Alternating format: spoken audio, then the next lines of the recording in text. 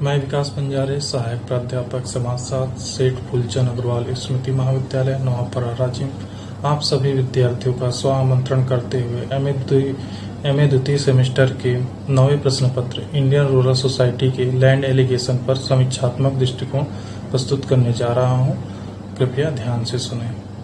भूमि पृथक्करण की समस्या मुख्यतः जनजातीय समस्या है, जिसके अंतर्गत जनजाति लोगों के द्वारा लिए गए ऋण अथवा उपभोग संबंधी किसी आवश्यकता को पूरा करने के लिए अथवा सरकार द्वारा विकास कार्य को पूरा करने के लिए स्वयं ही अपनी कृषि भूमि को किसी अन्य व्यक्ति के नाम हस्तांतरित करना या सरकार द्वारा अधिग्रहण करने के लिए विवश होना पड़ता है। यह एक ऐच्छिक कार्य है तथा दबाव में लिया गया दोनों कार्य है। हम सभी जानते हैं कि भारत की जनसंख्या का अधिकांश भाग सदैव से कृषि द्वारा आजीविका उपार्जित करता रहता है।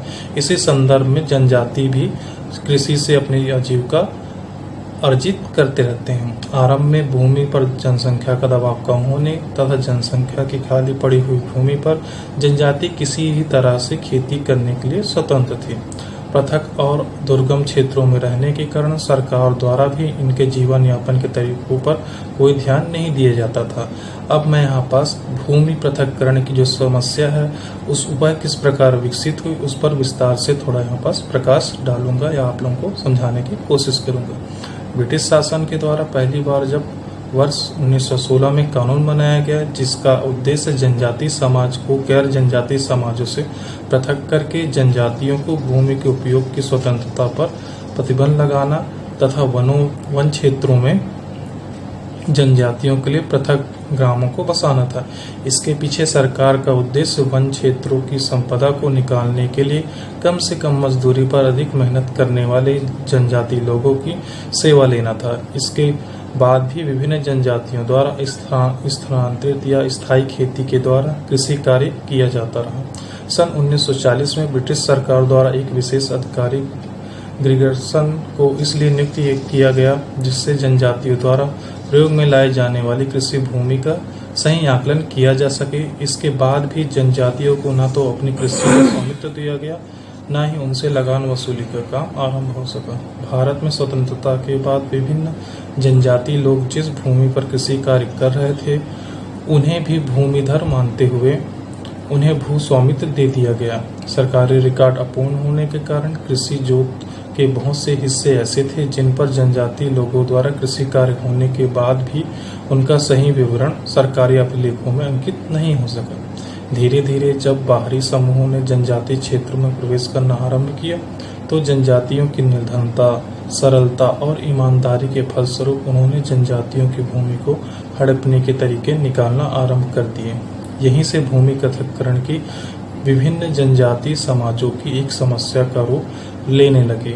आज जनजाति समाज में इस समस्या का रूप शायद सबसे अधिक भयावह और गंभीर है। जनजातियों में आज भूमि पृथक्करण की समस्या कितनी गंभीर है इसका सही अनुमान लगा सकना भी कठिन है। इस संबंध में अभी तक सरकार द्वारा विभिन्न जनजातियों में भूमि पृथक्करण का मूल्यांकन करने के लिए कोई व्यवस्थित सर्वेक्षण नहीं किया गया। अधिकांश कार्य समाजशास्त्रियों, मानवशास्त्रियों द्वारा किए गए अध्ययनों से ही संबंधित है। इनमें से अधिकांश अध्ययन वर्तमान में उत्तराखंड, मध्य प्रदेश, गुजरात, राजस्थान में किए गए हैं।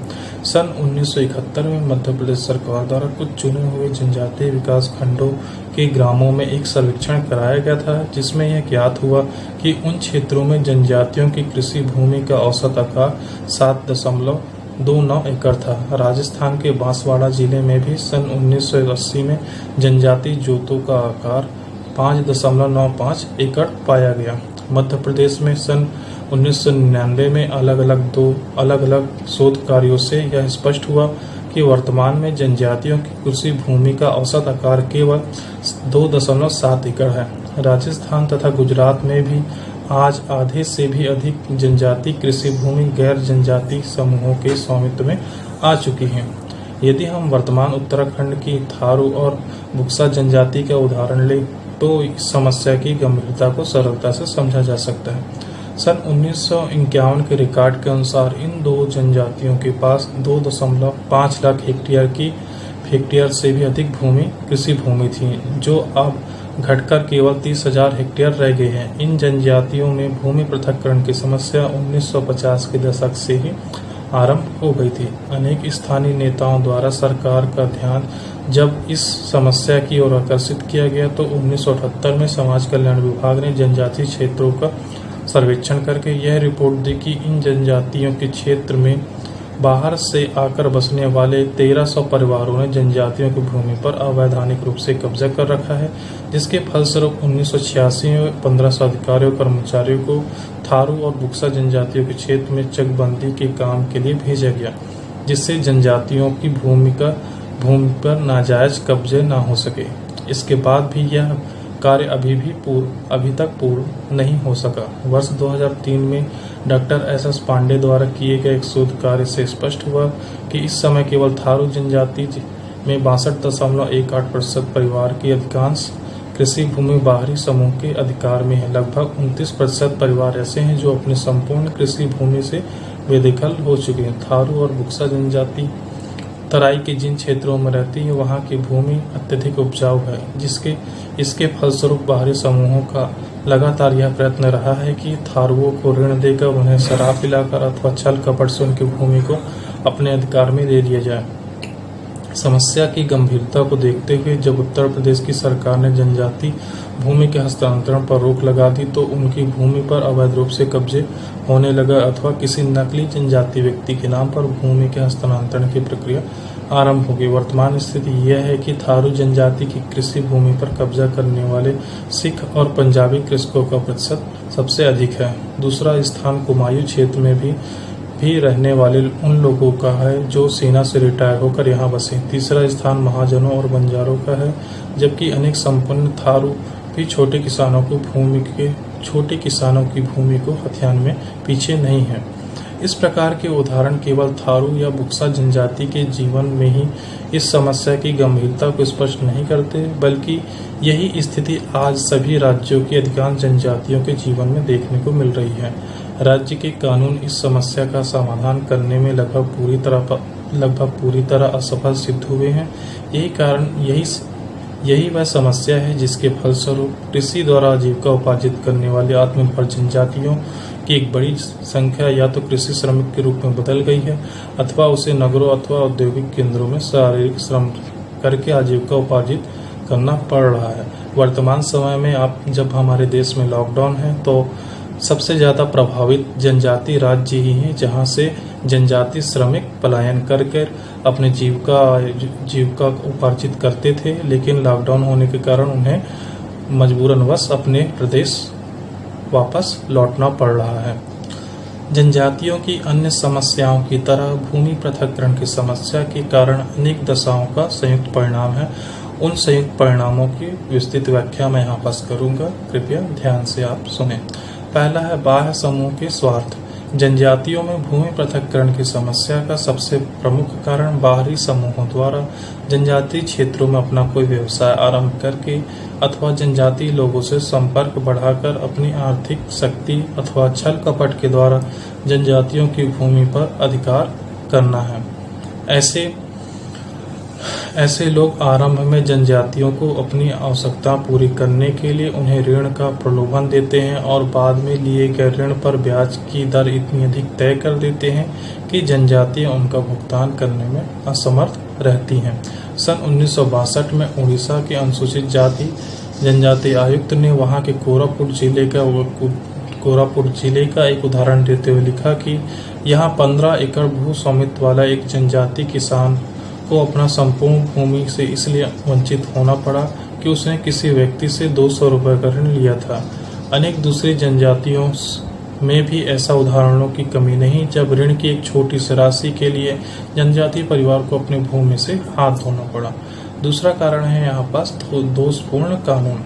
विभिन्न राज्य सरकारों ने कानून के द्वारा जनजातीय कृषि भूमि का किसी भी दूसरे समुदाय के लिए हस्तांतरण करने पर प्रतिबंध लगाया है, लेकिन यह कानून इतने दोषपूर्ण है कि इनके द्वारा भूमि के हस्तांतरण पर कोई प्रभावी रोक नहीं लगाई जा सकी। नए कानूनों के अनुसार किसी जनजाति कृषि भूमि को जनजाति के ही किसी व्यक्ति को बेचा जा सकता है। इस दशा में भूमि की सामान्य कीमत उसकी वास्तविक कीमत से कहीं कम हो जाती है। साधारणतः बाहरी समूह के लोग अपने यहाँ श्रम करने वाले किसी जनजाति व्यक्ति के नाम पर या जाली नाम पर भूमि की रजिस्ट्री करवा लेते हैं। भूमि की रजिस्ट्री जिस नाम में होती है उस व्यक्ति को स्वयं इसकी कोई जानकारी नहीं होती। इस प्रकार व्यवहारिक रूप से भूमि का स्वामित्व किसी बाहरी व्यक्ति के अधिकार में आ जाता है। निर्धनता की समस्या। अधिकांश जनजातियों का जीवन अत्यधिक निर्धन है। कृषि तथा दैनिक उपभोग की आवश्यकताओं को वे अपने सीमित साधनों के द्वारा पूरा नहीं कर पाती। विवाह, धार्मिक उत्सवों, त्योहारों, कर्मकांडों आदि के अवसर पर उन्हें स्थानीय साहूकारों से ऋण लेने के लिए बाध्य होना पड़ता है। ऋण की अदायगी न होने पर इन छोटे कृषकों की भूमि पर बड़े कृषक का अधिकार हो जाता है। निरक्षरता और अज्ञानता। यह सच है कि सरकार ने जनजातीय क्षेत्रों में कृषकों को ऋण देने के लिए विशेष सरकारी साख समितियां स्थापित की है, लेकिन जनजातीय लोग अपनी निरक्षरता और अज्ञानता के कारण इनका लाभ नहीं उठा पाते। छत्तीसगढ़ के सरगुजा जिले में मुस्लिम साहूकार कोरबा जनजाति के क्षेत्रों में घूमकर यह प्रचार करते रहते हैं कि किसी भी सरकारी संस्था से ऋण लेने पर उनकी फसल पर सरकार का अधिकार हो जाएगा। इस डर से कोरबा जनजाति के लोग इन मुस्लिम साहूकारों से ऋण लेकर किसी भी कागज पर अंगूठा लगा देते हैं। उनकी यही अज्ञानता भूमि कथाक्रम का कारण बन जाती है। जनजातियों में मद्यपान की आदत। परंपरागत रूप से जनजातियों का एक बड़ा हिस्सा महुए तथा दूसरे पदार्थों से देसी शराब बनाकर अपनी आवश्यकता पूरी कर लेता है। आबकारी विभाग तथा पुलिस के शोषण के कारण अब यह लोग स्वयं शराब बनाने से डरने लगे हैं। यद्यपि शराब पीना इनकी आदत बन चुकी है। इस आदत के कारण भी उन्हें समय समय पर बाहरी लोगों द्वारा ऋण लेना पड़ता है तथा नशे की हालत में ही वे अपनी कृषि भूमि दूसरे लोगों को स्वयं सौंप देते हैं। भूमि संबंधी कोई मामला कितना भी विवादपूर्ण हो, लेकिन जनजाति लोग कचहरी का चक्कर लगाने और वकीलों को फीस देने की स्थिति में नहीं होते। फलस्वरूप वे सदैव के लिए अपनी भूमि के अधिकार से वंचित हो जाते हैं। अन्य बहुत ही महत्वपूर्ण कारण यह है कि विकास कार्यक्रमों का दुष्प्रभाव। वर्तमान में विभिन्न राज्य सरकारों ने जनजातीय क्षेत्रों के विकास के लिए नई सड़कें, नहरों, जलाशयों के निर्माण की योजना आरंभ की। इन परियोजनाओं का उद्देश्य जनजातियों की आर्थिक स्थिति में सुधार करना था, लेकिन इन निर्माण कार्यों के लिए जिस बड़े क्षेत्रफल की आवश्यकताएं होती है, जिसके फलस्वरूप बहुत से जनजाति लोगों की भूमि सरकार द्वारा अधिग्रहित कर ली जाती है। भूमि की क्षतिपूर्ति के रूप में उन्हें जो धनराशि मिलती है वह जल्दी ही शराब या उपभोग की दूसरी आवश्यकताओं को पूरा करने में समाप्त हो जाती है।